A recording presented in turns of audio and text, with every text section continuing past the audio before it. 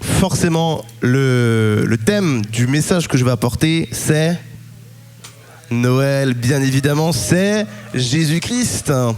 En tout cas, je suis super content d'être avec vous. J'ai passé un peu une semaine un peu compliquée, alors j'avais qu'une grippe, hein, mais bon, pour ma femme, j'abuse un peu, mais moi j'avais vraiment l'impression d'être en phase terminale d'une maladie compliquée. Mais apparemment, tous les hommes sont comme ça, n'est-ce pas chérie? Je sais pas où elle est, mais elle a disparu.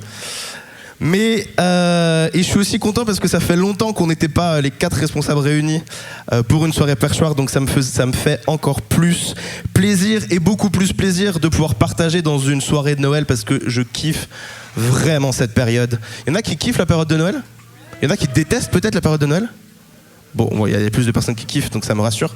Mais moi, j'aime beaucoup la période de Noël, les festivités, les marchés de Noël, les moments où on peut se retrouver tous ensemble. Mais il y a une chose que je déteste parmi tout, c'est les cadeaux. Je déteste faire des cadeaux, je déteste recevoir des cadeaux, je déteste emballer des cadeaux. Je ne sais pas emballer des cadeaux d'ailleurs. Et le pire, c'est que je vis avec une femme qui adore faire des cadeaux, qui adore recevoir des cadeaux, qui adore emballer des cadeaux. Et le pire du pire, c'est que je suis littéralement une quiche en cadeau. C'est-à-dire que quand j'achète un cadeau, je n'arrive pas à attendre et je suis obligé de l'offrir tout de suite. Par exemple, la dernière fois, j'ai offert un cadeau à Marie. Ça devait être pour une date spécifique et j'étais tellement excité que je lui ai récemment, pour vous donner la petite anecdote, j'avais mis son cadeau de Noël sous le sapin. Et vraiment, il y avait 0 indice qu'elle pouvait deviner. Il y avait juste un petit macaron comme ça avec la marque, mais il était face contre terre. Donc chérie, tu as dû soulever le cadeau pour voir ce que c'était. Et donc, elle a vu ce que c'était, et moi je lui dis, bah, vas-y, c'est bon, ouvre-le ton cadeau. Donc elle l'ouvre, et au final, alors c'est quand même une veste qui m'a coûté un bras, mais au final, la veste ne lui va pas, et j'ai dû la renvoyer en Angleterre, et le colis est bloqué aux douanes. Donc chérie, tu n'auras pas de cadeau à Noël, mais le cœur y était. Non chérie, tu auras un cadeau, bien sûr. Mais chaque Noël, on reçoit, sauf Marie, des cadeaux, vous êtes d'accord ? Et on fait des cadeaux, certains sont jolis, certains sont pratiques, mais 90% du temps, on a des cadeaux qui sont made in China. Des cadeaux en plastoc, des cadeaux qui sont pas très solides, mais il y a un cadeau différent. Et il y a un cadeau que tu peux avoir ce Noël, un cadeau qui dure, un cadeau qui est solide, et c'est un cadeau qui est made in Bethlehem. Et ce soir, on va parler de ce cadeau. Je vais être plus court que d'habitude dans mon message pour qu'on puisse profiter tous ensemble de la deuxième partie. Et moi, je vais m'adresser aux personnes qui peut-être sont là pour la première fois et qui connaissent pas Jésus, mais qui ont envie de découvrir quel est le vrai sens de Noël. Et mon message, il s'adresse aussi à tous les consommateurs réguliers du perchoir, et peut-être à toi qui nous entends à longueur de soirée parler d'être une colonne, de tenir ferme. Et quoi de mieux que s'attarder sur le personnage de Jésus, qui est au final notre exemple. Et pour comprendre le cadeau, il faut qu'on regarde à la personne, il faut qu'on regarde à Jésus, et c'est pour ça qu'on va 3, 2, 1, et c'est pour ça qu'on va regarder différents aspects de sa vie. Et en intro, j'aimerais qu'on puisse se poser la question, pourquoi Jésus est venu sur terre? Quand Jésus est né à Bethléem, le monde il n'était pas en paix. C'était un monde divisé en différents empires. Le monde n'était pas en paix, politiquement, spirituellement, tout était fissuré, c'était le chaos. Et les gens attendent un Messie. Mais surtout, les gens à l'époque, eh bien, ils vivaient dans la peur, dans la culpabilité, dans la honte et l'injustice. Bon, entre nous, ça n'a pas changé des masses. On vit toujours dans un même monde qui est identique à Bethléem d'époque. Des relations cassées, des identités fragiles, une course permanente à la performance et aussi beaucoup de fatigue intérieure. Combien d'entre nous avons des collègues qui ont fait des burn-out? La Bible dit « Tous ont péché et sont privés de la gloire de Dieu » Romains 3, 23. Et ça, c'est pas une accusation. C'est un simple constat. Quelque chose en nous, finalement, ne fonctionne pas comme prévu. Et Jésus, il vient pas réparer un détail. Il vient reconstruire ce qui est brisé. Il est venu sur terre pour ça. Pour ceux qui se souviennent, c'est un peu de ce que je disais comme Néhémie. Néhémie, un personnage dans la Bible, et il est devant Jérusalem qui est en ruine. Et ben, il a décidé de tout reconstruire.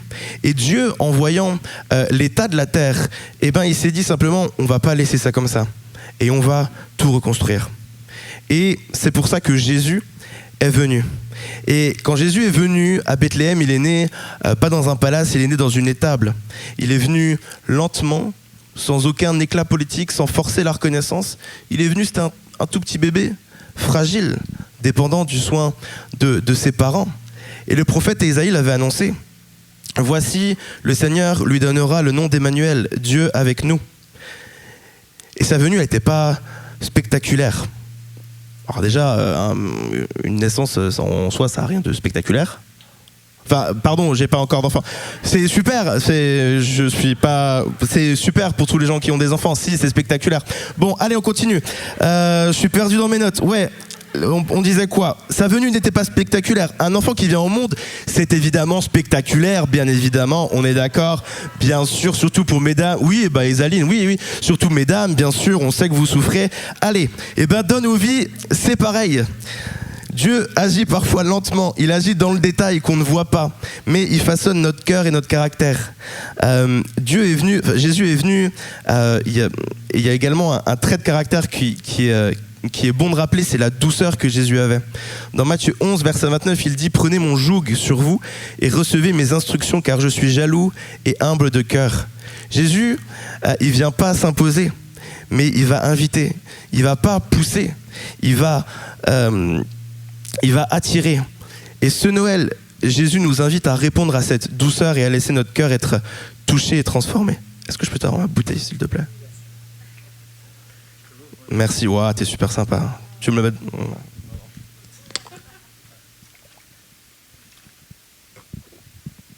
Ça va, vous êtes avec moi? Dieu, c'est un Dieu qui se presse pas et qui se trompe jamais. Et la douceur comme la patience que Jésus nous enseigne, la patience de Jésus nous enseigne justement que Dieu travaille rarement dans l'urgence, mais toujours dans la profondeur.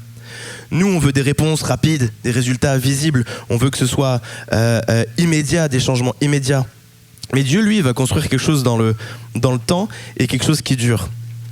Ces dernières semaines, j'ai échangé avec plusieurs d'entre vous, plusieurs personnes du perchoir, et plusieurs, vous m'avez confié d'être déçus, voire tristes, que Dieu réponde pas, ils m'ont dit que Dieu répondait pas à leurs prières. Et pour certains, c'était comme un sentiment d'oubli.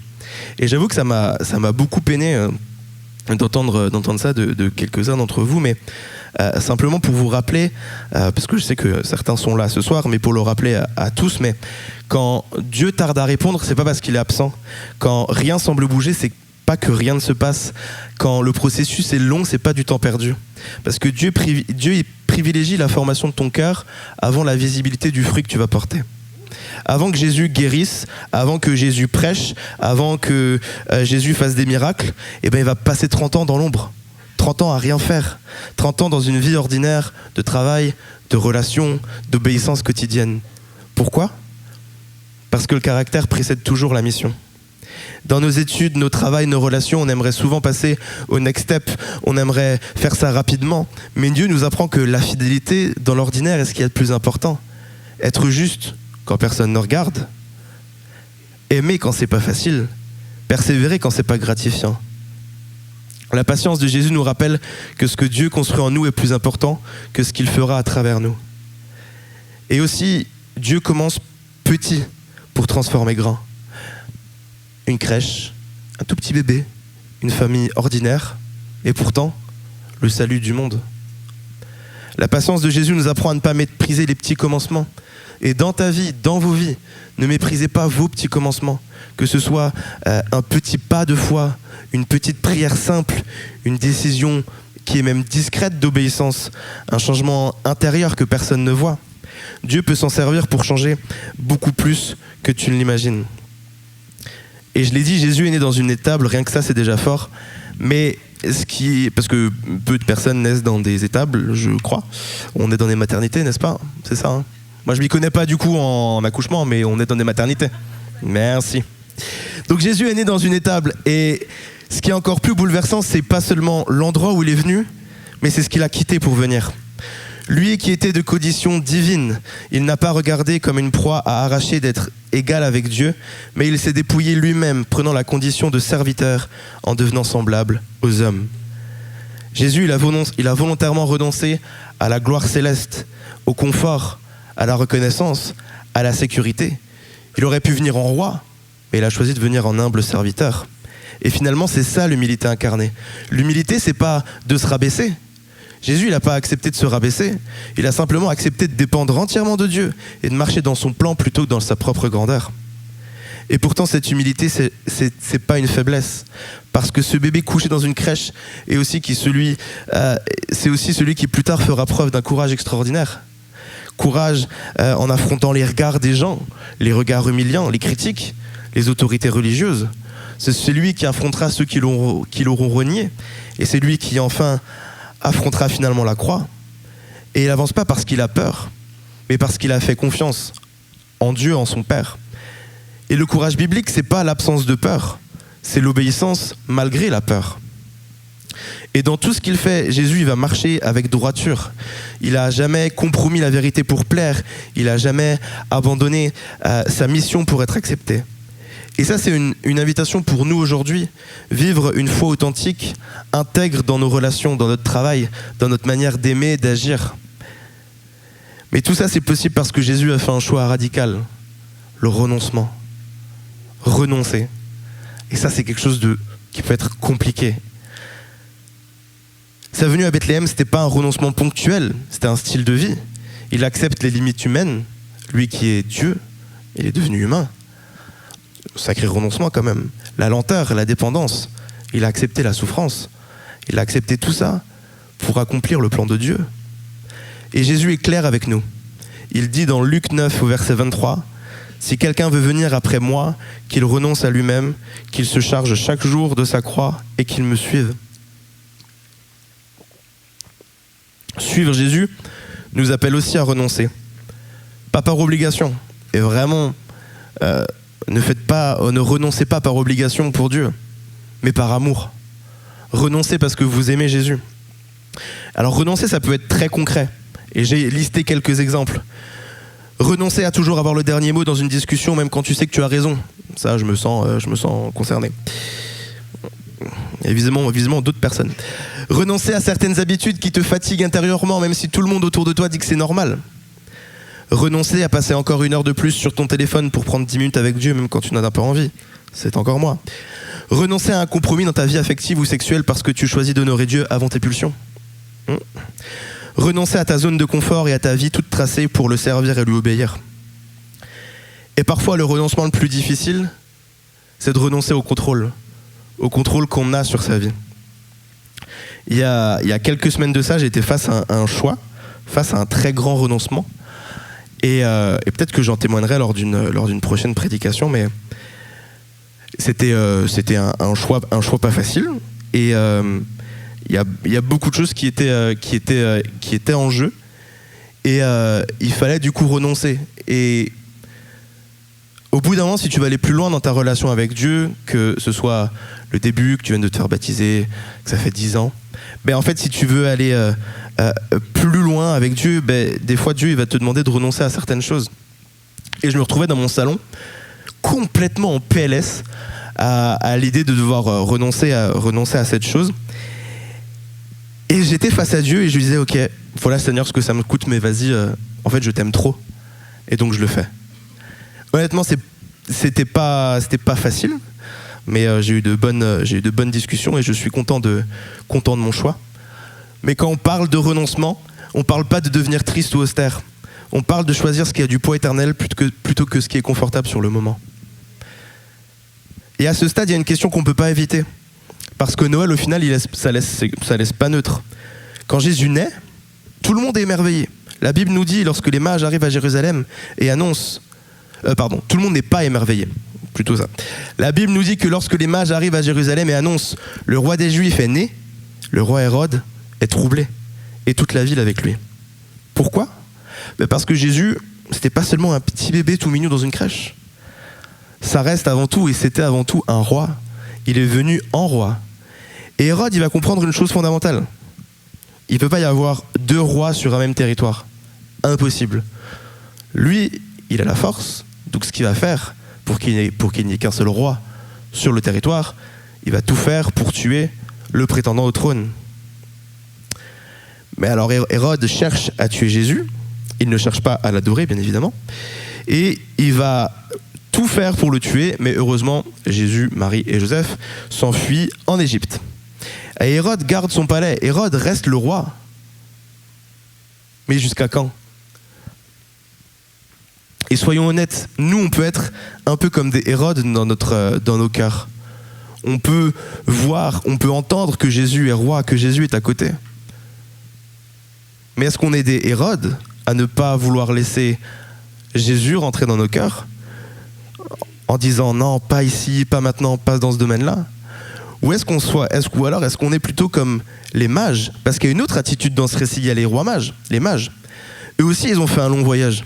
Eux aussi, ils ont quitté leur confort des bobos de Jérusalem pour aller à Bethléem. Ils ont quitté leur confort, leur logique, leur certitude. Et quand ils arrivent devant Jésus, la Bible dit, ils se prosternèrent et l'adorèrent. Ils apportent leur trésor. Mais surtout, ils ont apporté leur cœur. Et c'est ce qu'ils disent, mais sans mots. Ils disent, mais c'est toi mon roi. Et c'est la question que Noël pose à chacun. On écoute une fois par an. Ou est-ce réellement le roi de nos vies? Et c'est une question que j'ai envie de vous poser et qu'on peut tous se poser collectivement. Alors oui, Noël n'est pas juste une histoire de berceau, d'étoiles, de mages, de chameaux, de myrrhe dansante, tout ça. Une histoire qu'on raconte hiver après hiver. C'est une annonce que Dieu est venu pour transformer nos vies. Jésus est venu pour porter nos blessures, nos péchés, nos peurs, et pour nous montrer quelle est la voie et comment vivre pleinement. Il est dit dans Jean 10, verset 11, « Je suis le bon berger. Le bon berger donne sa vie pour ses brebis. » Un berger, il ne se contente pas simplement de nourrir ses brebis, de donner du foin une fois de temps en temps et hop, ciao. Il va veiller sur elles, il va les protéger, il va les restaurer. Et Jésus, il est exactement ce berger. Il veille quand on dort, il nous protège quand on est en danger. Et ce Noël, il nous invite à venir sous sa protection, à poser nos peurs et à poser nos peurs et nos charges à ses pieds. Souvenez-vous encore une fois de l'histoire de Néhémie. Le peuple a peur. Et ben Néhémie prie, la fatigue montait.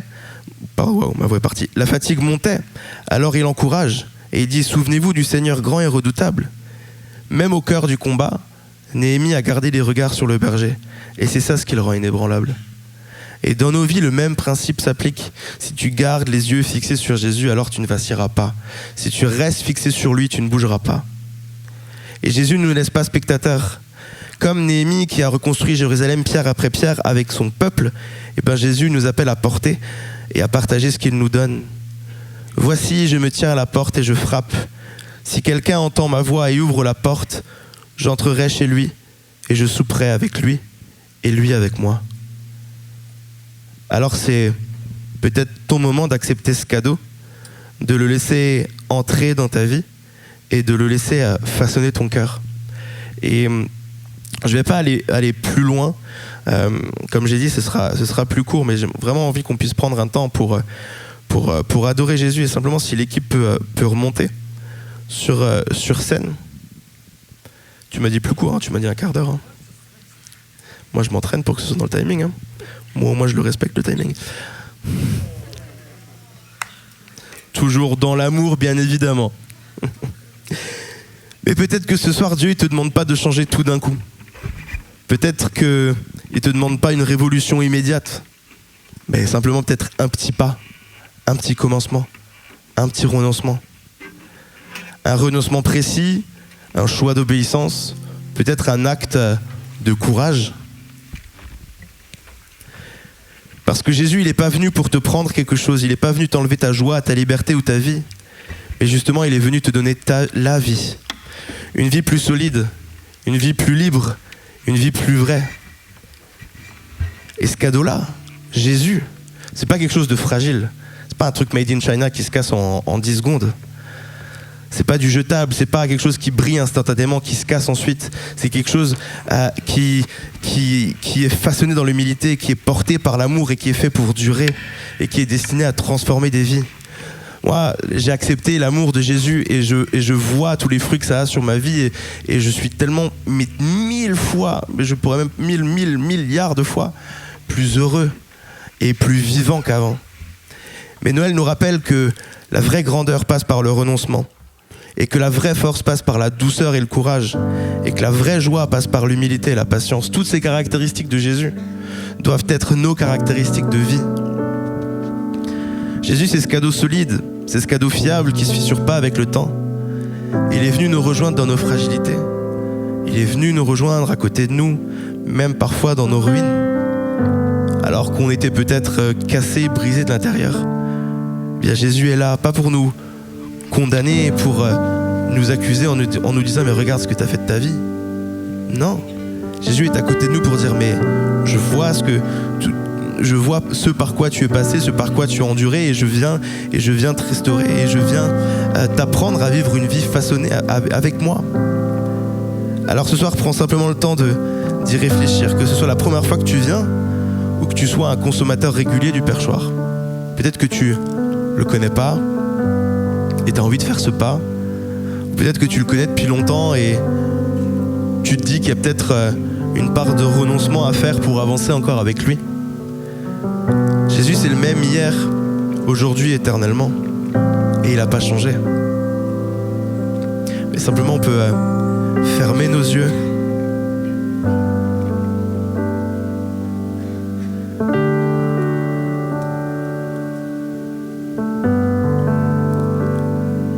Ce cadeau qui nous est fait, c'est le plus beau de tous les cadeaux. Sa venue est le cadeau qui a sauvé l'humanité du péché. Et oui, il est venu en simple serviteur, mais il est avant tout notre roi. Il est venu dans une étable, sans éclat, sans faste, sans dorure, et pourtant il est le roi.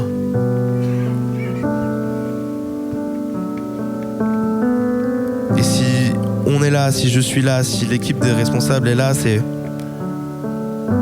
parce qu'un jour on a choisi d'ouvrir nos cœurs à ce roi. Et alors que nos vies étaient en ruine, eh bien nous avons décidé de lui donner nos vies entièrement. Parce que oui, le plus beau des cadeaux qu'on puisse avoir dans nos vies, c'est d'accepter Jésus.